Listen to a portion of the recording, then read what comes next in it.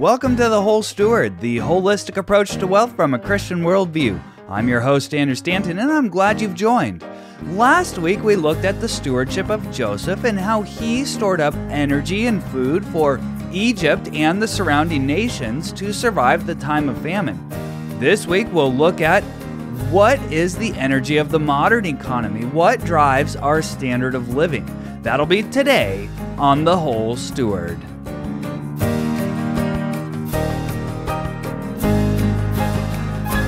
I'm excited for episode 14 today, so let's jump right in. To start off, let's get some basic definitions. GDP is gross domestic product. It's the total monetary or market value of all the finished goods and services produced within a country's borders in a specific time period. As a broad measure of overall domestic production, it functions as a comprehensive scorecard of a given country's economic health. Next, how do we measure energy? You can see a British thermal unit, which is one of the units we'll look at. It is the heat required to raise the temperature of 1 pound of liquid water by 1 degree Fahrenheit. Electricity is measured in a unit of power called watts, and watts are an electrical power equal to 1 amp times 1 volt. And a watt hour is 1 watt for 1 hour. What is the correlation then between GDP and energy consumption? Well, look at this chart if you're watching on video, otherwise I'll describe it to you. GDP per capita versus energy use. Now, this chart is from 2015. It covers 1990 to 2015, and it's on ourworldindata.org. The energy is on the vertical axis, 0 to 200 megawatt hours. And on the horizontal axis, you see GDP per capita. This chart is from 2015, but you can see a very specific trend. As the energy usage goes up, GDP also goes up. It's a very general form as a rule of thumb. The more energy consumption, the more economic output, or GDP. Next, let's ask the question, how is life at different levels of GDP? Well, life expectancy, you can see here, again on ourworldindata.org, that as GDP goes up, the life expectancy of the people in the country goes up. Child mortality goes down as GDP increases. You can see maternal deaths as well, per 100 births, goes down as GDP goes up.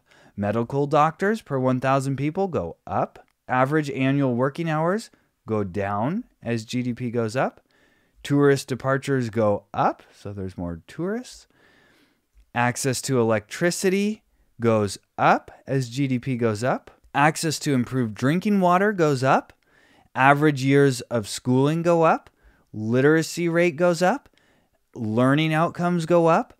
Life satisfaction. This is apparently self-reported on a scale from 0 to 10, and you can see the general trend that satisfaction goes up as GDP per capita goes up. And so it can generally be concluded that more economic activity is better for life. Now, what is the breakdown of our energy usage in America? Well, for that, we can look at this chart on the EIA. You can see that the U.S. in 2021, the primary energy consumption by energy source. I have a pie chart here. You can see 36% is petroleum, 32% is natural gas. Renewables make up 12%. That's geothermal, solar, hydroelectric, wind, biomass waste, biofuels, and wood. That's 12% total. Coal is 11%, and nuclear electric power is 8%. So that then is the breakdown of what the U.S. uses in terms of energy and energy sources. Now, why is this important? Well, if you look at a country and its energy production, are we dependent on other countries for our energy, or do we produce it in and of itself? Now, the next graph I have is showing our production versus our consumption from 1950 to 2021. And you can see that in the late 1950s and in the 60s in particular, we started consuming more energy than we were producing as a country. And by the year 2005, we were producing the least amount compared to our consumption. So our import of energy was the highest out of the time frame that we're looking at from the 1950s till now. The consumption was 100 quadrillion BTUs, whereas our production was about 70 BTUs. A 30 quadrillion BTU gap in our energy production versus consumption.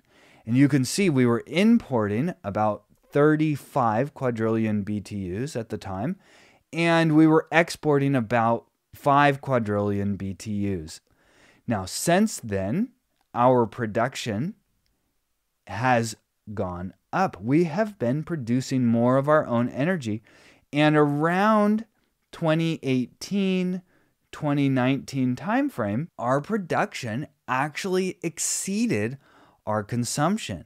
We imported about 23 BTUs and we exported about a little more than 23 BTUs, quadrillion that is, BTUs. So our imports are less than our exports, which means we are a net exporter of energy. Now, why would it be important to know what our strategic standpoint on the world stage is in regards to energy? Well, because as we saw, even in the story of Joseph, that access to energy is vitally important for life. Everything we do, when you're walking and talking, you're consuming energy in the form of food that got converted to the energy that your body uses. Also, our modern economy is dependent on external forms of energy for heating, for light, for transportation. All these forms of energy are vital to our modern way of life.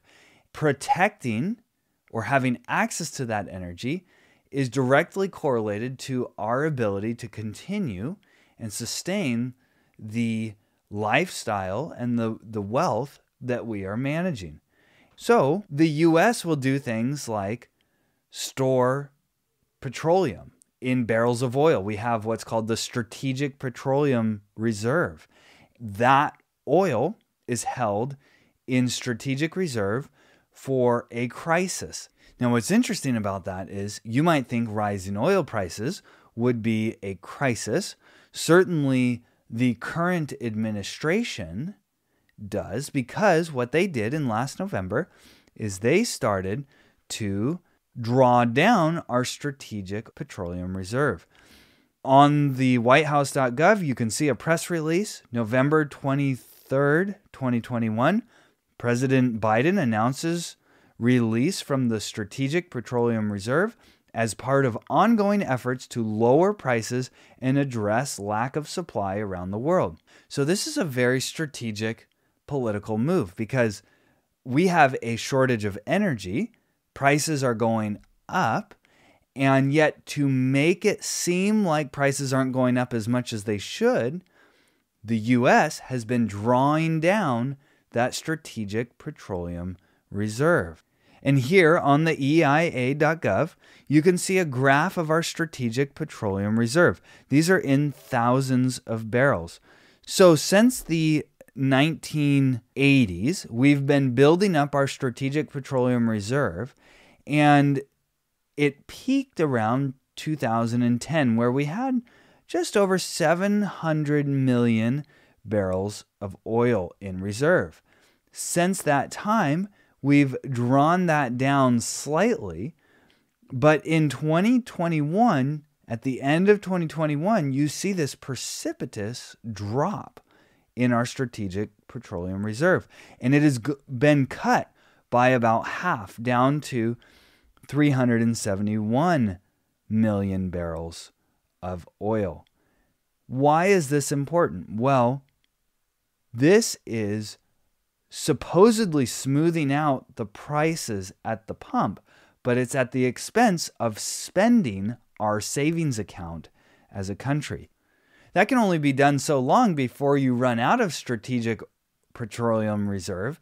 And now what are prices going to do? Keep that in mind. The U.S. also uses natural gas as its second largest source of energy. And here you can see the breakdown of liquid natural gas as exports by destination. We are a net exporter of natural gas to the rest of the world, and we export a majority of that to Europe. Asia is also the next largest, and then Latin America, and then the rest of the world. You can see we are a huge exporter of natural gas starting around the beginning of 2022 or in the middle of 2021 and the winter. We started exporting a lot of natural gas. You've heard about the shortage of natural gas in Europe, and you can see that we are a major exporter of that. On EIA.gov, you can see the use of energy by type in Europe. You can see oil is a very big one, but natural gas is also a very large portion of their energy consumption. So the U.S. is exporting a significant amount of natural gas to Europe. So we are selling natural gas to Europe right now. Well, why is that important? Well, what I find fascinating is the countries in Europe that we are in agreement with. North Atlantic Treaty Organization, which is NATO. It's an alliance of 30 member states, 28 European and 2 North American. So we have this treaty with Europe that aligns us militarily and strategically with Europe. We export natural gas to Europe. But you know who else exports natural gas to Europe? That would be Russia. So Russia exports natural gas to Europe. We export natural gas to Europe. This is important because Russia is at war with Ukraine, and we are supplying Ukraine with military resources. It's kind of a proxy war. And as much as we want to say we're not at war with Russia, we are supplying their enemy. So the U.S. is militarily helping Ukraine, and Russia is an enemy of Ukraine. But Russia exports natural gas to Germany. The Nord Stream 2 pipeline is a 767-mile-long natural gas pipeline from Russia to Germany, running through the Baltic Sea. And it was meant to bring the annual capacity to 110 billion cubic meters per year. Now, this is interesting because there's a lot of sanctions on Russia right now, economic sanctions. And whether you agree with them or not, the fact is that they were continuing to export gas to a NATO country. Now, as you know, recently, the pipeline was sabotaged. And if you look at the Wall Street Journal, it says U.S. probes whether pro-Ukraine group had a role in Nord Stream explosions. At first, they were blaming the Russians for the attack, but now Western officials no longer suspect Russia of ordering alleged attack against undersea gas pipelines. Let me ask you, why would Russia blow up the pipeline that carries the energy that they're exporting into Germany, into Europe, into the NATO countries? It doesn't really make sense, and yet the West is trying to blame Russia for that. Let's dig a little deeper next on The Whole Steward.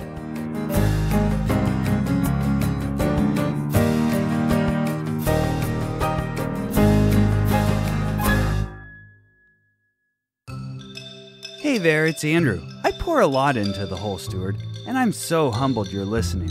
Did you know I regularly post new articles to our website? I also send the Holistic Approach to Wealth newsletter once a week, to which you can subscribe at thewholesteward.com/newsletter. If you're enjoying what you're hearing on the show, would you share it with a friend or leave us a review? I'd really appreciate it. Oh, and thanks for listening. Now, think about the fact that Germany is dependent on Russia for these imports of their energy, and they would tend to want to be friendly with Russia because of the fact that they're buying the energy from Russia. Now, the US would want Germany to not be friendly with Russia because the US is in conflict with Russia through a proxy war and in many different ways in conflict with Russia. So would the US have an interest in keeping Germany dependent on our exports versus on Russia's exports? In a sense, we're both trying to make friends out of Germany. And you can see the US has an interest in Germany not being able to buy gas from Russia. Russia would not have any incentive to blow up the pipeline. And the US would have a lot of incentive to only have Germany buy natural gas from NATO countries and Western countries rather than from Russia. In an interview conducted 17 days before Russia invaded Ukraine, Biden answered a question about the Nord Stream 2 pipeline in this way. In case you haven't heard it, I want you to hear it directly from him. Let me answer the first question first. If Russia invades, that means tanks or troops crossing the border of Ukraine again. Then there will be no longer a Nord Stream 2. We will bring an end to it. How will you do that exactly, since the project and control of the project is within Germany's control? We will, I promise you, we'll be able to do it. So I promise you we will be able to do it. He promised to bring an end to the Nord Stream 2 pipeline. How? Well, that remains to be seen, but an end has been brought to it. So you can see these battles over energy and why the different interests in the countries would be important. Shifting gears a little bit, on the home front, I did a little bit of math and looked at my electric bill compared to the national average. We use 6.3 megawatt hours per year, which sounds like a lot to me, but we're fairly conservative on our electric bill. If you look at the electric generation per capita in the US, it comes out to about 13.1 megawatt hours per person. And the total energy per capita is 76.6 megawatt hours. So that includes the use of gasoline in our cars and electricity, all that stuff. Sounds like a lot of energy, and we're burning a lot of energy. But consider the fact that access to reliable energy sources is vital to your holistic approach to wealth. You need to procure, protect, nurture those energy sources. You can do this with how you vote, how you invest, how you consume energy. There's a lot of hype around renewable energy, and there's a huge push to convert to renewable energy in the coming decades. And that's great. I love that. Just keep in mind that right now, we're not there yet. We are still consuming fossil fuels, and those are our primary source of energy. So we need to not dismiss those and set them aside because, as we've seen, the correlation between energy consumption, economic output, and way of life are vitally and intricately linked. Be wary of those who want to limit your use of fossil fuels. We must stand up for the general access to energy by the common people. as we've seen, this has a direct correlation to the standard of living on an individual basis. When it comes to electricity and electric vehicles, just keep in mind that electricity is not a source of energy. It's only a means of transporting energy. So there's a huge push to go to electric vehicles, but what's on the other side of that? We really need to focus on renewable forms of energy. It kind of boggles my mind when you see a vehicle driving on the road that says zero emissions vehicle. Yeah, the vehicle doesn't have any emissions coming out of it, but the source of energy that was used to not only create the vehicle, but most likely to also operate the vehicle, there are emissions to that. It's a much bigger topic than I can get into right now, but I hope you see the importance of energy in the economy, the effect that it has on our lives, the effect that it had on Joseph's family's life, and Joseph, and the way that he was stewarding his resources and honoring God through what he did, and how Pharaoh was even honored through it, and was able to feed all the surrounding nations, not only his own nation, but all the surrounding nations through the storage of not a petroleum strategic reserve, but a strategic reserve of grain. That was their primary energy source back then. And now, since oil is our primary energy source, we should be concerned that our strategic reserve is being depleted. Why? Just to mask over inflation at the pumps. Coming up in the near future, we're going to have some great guests on the show. I'm really excited to bring you those conversations. Until then, make sure you're being a good steward of the energy at your disposal. Be honoring God with your wealth. And now that you know more, go out and grow more.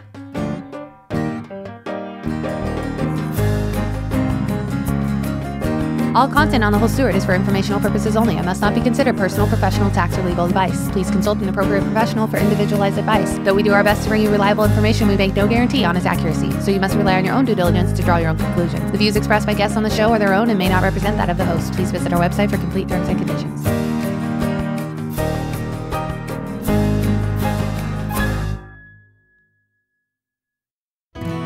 Thanks for joining us today for the holistic approach to wealth from a Christian worldview. This show is brought to you by thewholesteward.com.